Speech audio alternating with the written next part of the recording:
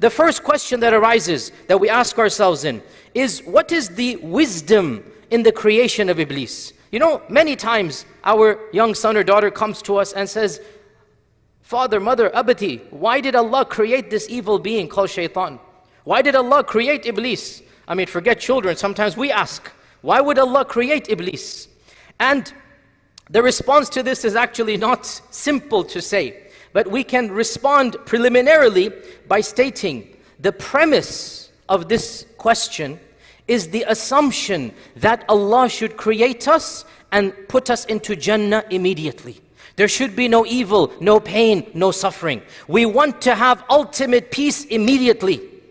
And we say, but no, that's not this dunya. That's the next life.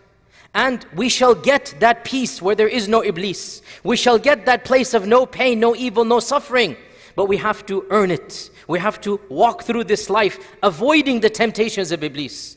The presumption that there should be no evil only comes from the mind of the one who thinks he's entitled. Since Allah created me, this world should be perfect. But we say, it is perfect for our time and place. And it is a stepping stone to the real perfection of the next. So there must be an element of Allah knows. We might not fully understand. And that's why even the angels ask, why would you do this, O Allah? And Allah says, I know what you do not know. So we begin by stating we must resign the wisdom of the creation of Iblis ultimately to Allah. But we can find some consolation in some aspects. And Ibn al-Qayyim, for example, in his famous book, Ighathat al-Lahafan, he actually has 25 pages dedicated to the question of why would Allah create Iblis. And he has wisdoms that are very profound. You will find some translations of this document in English somewhere online. But I'll summarize some of these points.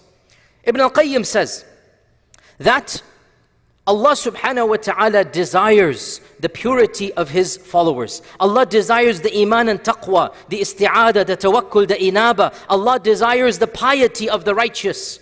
And that piety shall only be manifested by fighting against Iblis. There must be an Iblis that manifests the piety of the righteous people. And so, when Allah subhanahu wa ta'ala has allowed this evil entity to exist, it is not because He likes the evil. It is because He loves the piety that comes in combating the evil.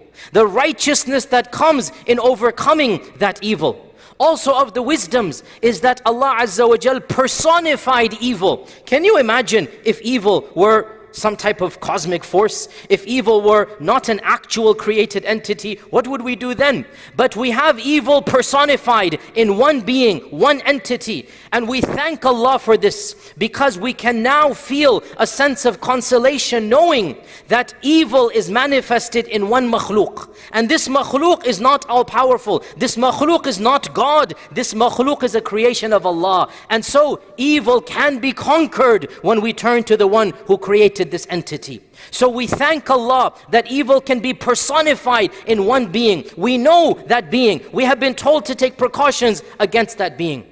Also of the wisdoms is a lesson for all of us in the story of our father Adam alayhi salam. Iblis is no stranger to humanity. Imagine if we had somebody who showed no enmity to us, no harm to us. We would say, how can we be scared of this entity? Why should we hate this entity? But Allah Azza wa Jalla in His wisdom allowed the same entity to be the cause of the downfall of our mother and father. The same entity to do what He did to Adam and Hawa. The same entity to continue to fight every single prophet. And so when we have one particular entity whom history has shown has caused so much damage, then how can we not take precautions? How can we not feel a sense of genuine anger at this entity and turn to Allah to protect ourselves from this entity? Also of the wisdoms of the creation of this evil known as Iblis is that we see the diversity of the power of Allah Azza wa Jal. He creates the best of the best and He creates other than this. He creates Jibreel and Mikael and He creates Iblis and the jinn. He creates the prophets and He creates Fir'aun and Abu Lahab and all the rest of them. So Allah Azza wa Jal's qudra is manifested. Allah's power is manifested. And in this we are in awe at the magnificence of the Creator.